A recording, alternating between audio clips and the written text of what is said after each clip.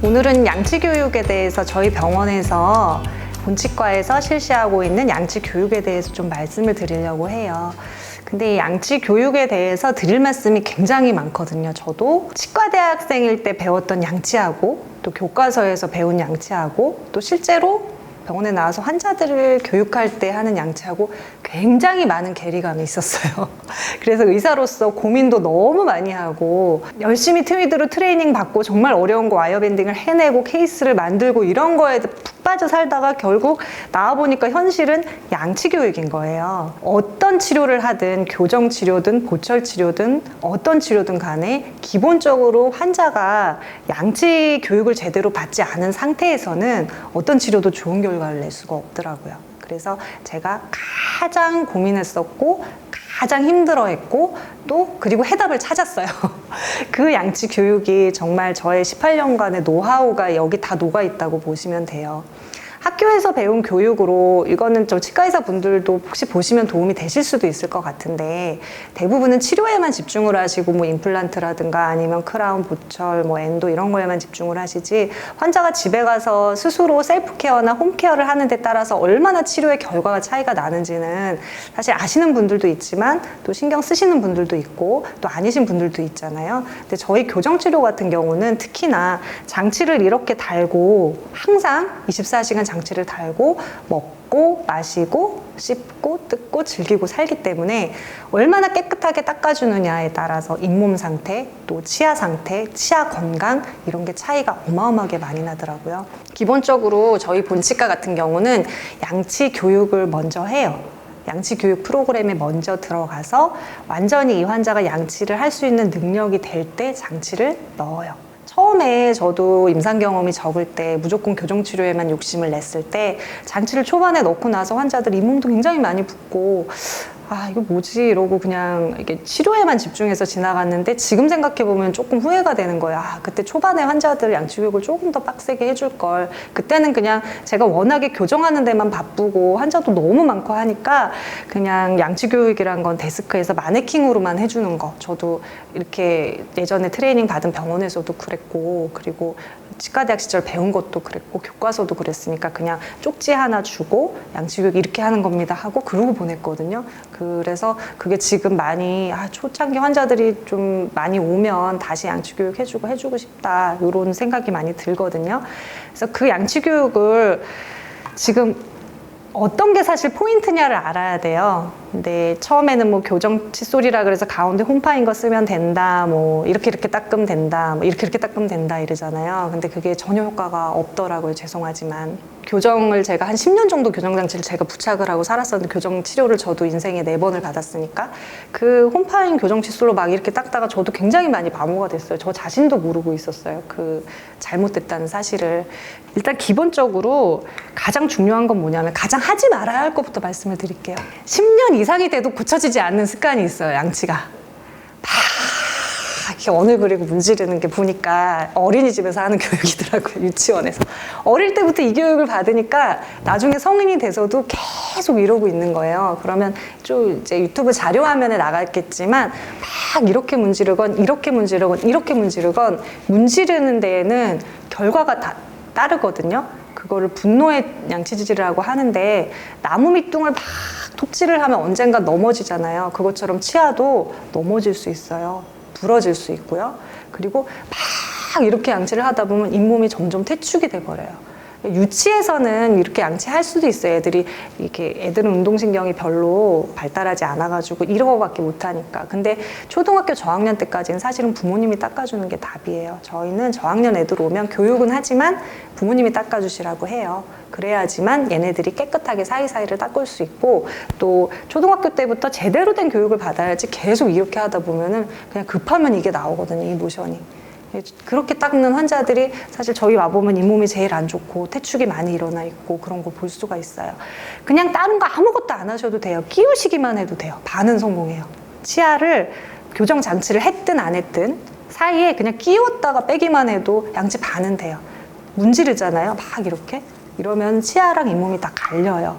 특히나 요즘은 치약에 마모제가 엄청나게 많이 들어있어서 저 같은 경우는 일반 치약을 짜서 어금니에 딱 대기만 해도 깜짝 놀랄 정도로 시큰하거든요. 그래서 저는 일반 치약은 쓰질 못해요. 사실은 제가 쓰고 있는 치약, 칫솔 제가 써서 너무 좋은 것들만 병원에 구비를 해뒀어요. 그래야지 환자들한테 또 자신 있게 추천을 드릴 수가 있으니까.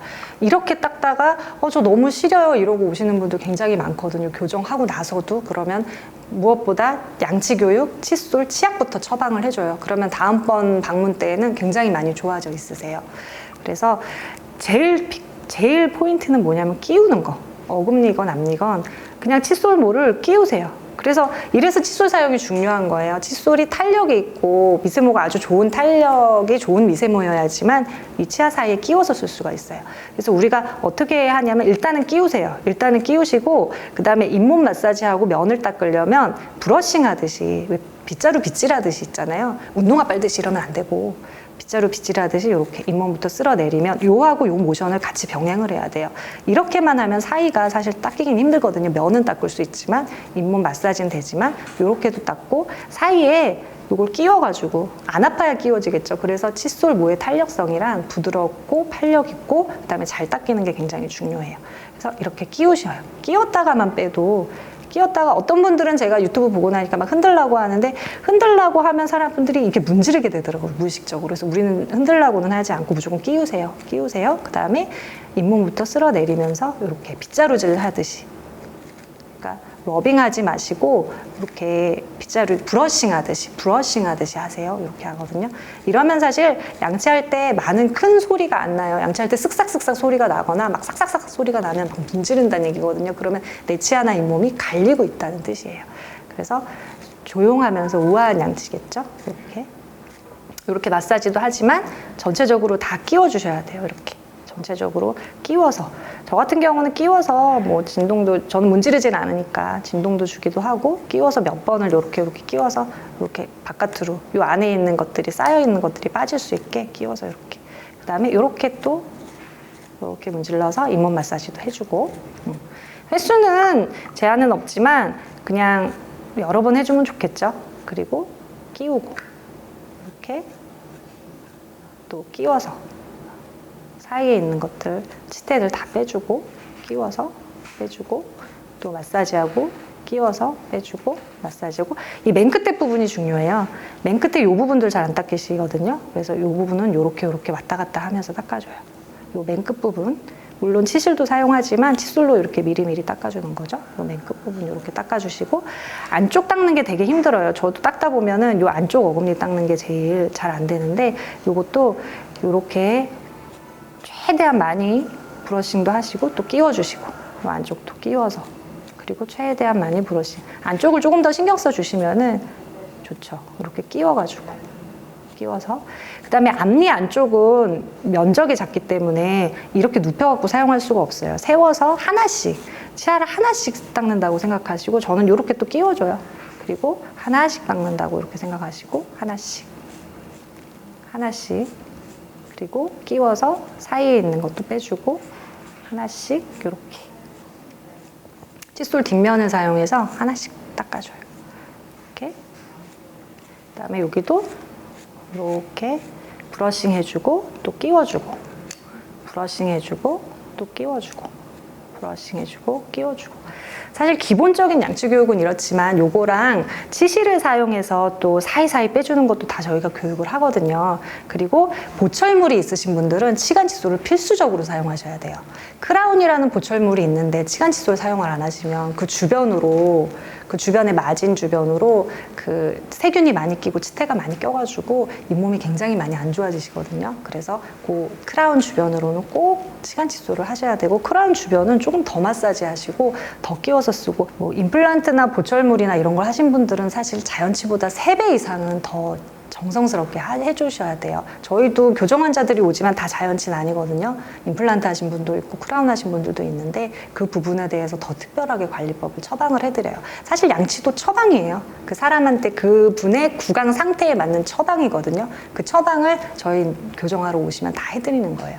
그러면 이렇게 아래쪽도 마찬가지. 특히 아래 앞니 같은 경우는 안쪽에 치석이 낄 수 있기 때문에 아래 앞니 쪽 같은 경우는 더 세심하게 이렇게 닦아주고 끼워주고, 여기는 다른 데보다 횟수를 더 많이 해주셔야 돼요. 여기가 치석이 가장 많이 끼고 가장 양치하면서 놓칠 수 있는 부분이거든요. 그래서 이 아랫부분 제일 많이 닦아주셔야 되고, 나머지도 마찬가지 끼우고 이렇게 브러싱하고 끼우고 브러싱하고 끼우고 브러싱하는 것만 계속 반복하시면 나중에 혀로 이렇게 만져보면 매끈하게, 치태가 없이 매끈하게 그렇게 됐다라고 했을 때 양치가 사실 다 된 거거든요. 그러면 교정 와이어를 장착한 치아는 와이어가 있기 때문에 이게 면이 다 이렇게 되지는 못하잖아요. 그래서 끼우는 거를 위에서도 끼우고 아래서도 끼우고 이렇게 끼우라고 해요, 교육을. 요거는 지금 와이어가 없는 부분인데 이렇게 끼우는 건 똑같이 이렇게도 끼우는데 장치 사이에도 뭐가 낄 수가 있기 때문에 이렇게도 끼우고 위아래를 끼우고, 여기 브러싱하는 건 똑같아요. 브러싱은 이렇게 똑같이 해내고, 요거는 지금 이렇게 일부러 깨놓은 건 아닌데 어쨌든 잘못 문지르다가는 이렇게 뿌리가 노출이 됩니다. 마찬가지 나머지는 똑같아요. 안쪽 닦는 건 안쪽에는 장치가 없으니까 안쪽 닦는 건 똑같이 끼워서 닦고 이렇게 하나씩 닦고, 그리고 장치 있는 부분은 장치를 문지르시는 분들이 있는데 그럼 장치는 닦이는데 이 부분은 퇴축이 되거든요. 그러면 그게 제일 안 좋은 양치법이에요. 항상 위아래로 끼우고 아래도 끼우고 위에도 끼우고 브러싱해서 잇몸도 마사지를 하시고, 그래서 전체적으로 깨끗하게 끝났다 그러면 이제 여기는 혀가 없지만 혀도 칫솔 등으로 여기로 하면 좀 아프니까 등으로 싹싹 안에서 이렇게 문질러 주시면 그 안에 껴있던 그 혀 안에 있는 것도 깨끗하게 양치가 잘 되고, 이런 방법으로 좀 공들여서. 근데 이게 양치 교육을 하면서 제가 느끼는 건데, 양치가 이렇게 잘 되기가 힘든 게 너무 급한 성격 있잖아요. 너무 급해. 갑자기 평상시에 이렇게 멀쩡하게 사시다가 양치질만 들어가면 막 이렇게 급해지시는 분들이 있거든요. 그러면 이게 퇴축되고 갈리고 별로 안 좋아요. 그래서 양치하실 때는 일단 다 내려놓으시고 핸드폰도 내려놓으시고, 그 시간만 오롯하게 내 치아를 위해서 투자하는 시간이잖아요. 자신만의 어떻게 보면 리추얼이라고 할 수 있죠. 의식이잖아요, 의식.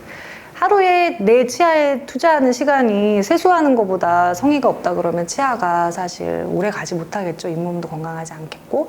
근데 잇몸하고 치아에 이렇게 정성과 또 노력과 시간을 투자하고 나면 개운하기도 하지만 건강하고, 치아하고 잇몸만 건강한 게 아니라 전신적으로도 굉장히 건강해져요. 저희가 처음 교정 환자들이 내원했을 때는 구강 상태가 좋은 분들도 있지만 굉장히 잇몸도 좀 거무죽죽하고 안 좋으신 분들이 있거든요. 다 방법을 몰라서 그래요. 관심은 있으신데. 그래서 그 방법대로 양치를 교육하고, 또 환자분들이 그 다음 방문에 내원하고 그 다음 방문에 내원하실 때 잇몸이 전 핑크로 변하거든요. 그러면 제가 보기에는 잇몸이 핑크로 변할수록 얼굴색도 화사해지고 혈색이 좋아지세요.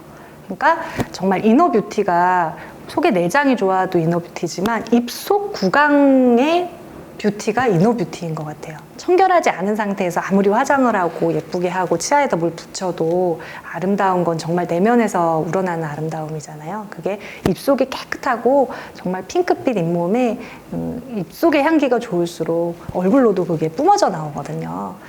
자, 그리고 칫솔 쓸 때도 이렇게 항상 잘 털어서 여기 드라이한 상태로 유지하시고 잘 말려주셔야지, 안 그러면 세균이 생겨버리거든요. 그러면 양치를 할 때 세균 칫솔 양치를 하게 되잖아요. 그러면 별로 좋진 않겠죠. 항상 드라이하게 햇볕에 말리는 게 제일 좋은데, 요즘은 칫솔 소독기도 잘 나오더라고요. 말려서 소독하면은 소독기에 넣어놓으면 굉장히 깨끗하게 되기도 하더라고요. 그리고 작은 차이지만 굉장히 큰 결과물의 차이가 있거든요. 칫솔, 치약, 양치법. 이게 인생을 변화시킬 수 있어요. 우리 병원에 본치과에 오는 환자들은 라이프 스타일 체인지를 경험해요. 진짜로. 양치하는 방법부터 바꿔주니까 환자들이 잇몸이 좋아지면 혈색이 좋아지고 해피해지고, 정말 구강 바른 자세로 얼굴형까지 바뀌고, 교정치료로 치아하고 모든 게 다 건강해지면 예뻐지고 하면 라이프 스타일 체인지인 거죠. 네, 감사합니다.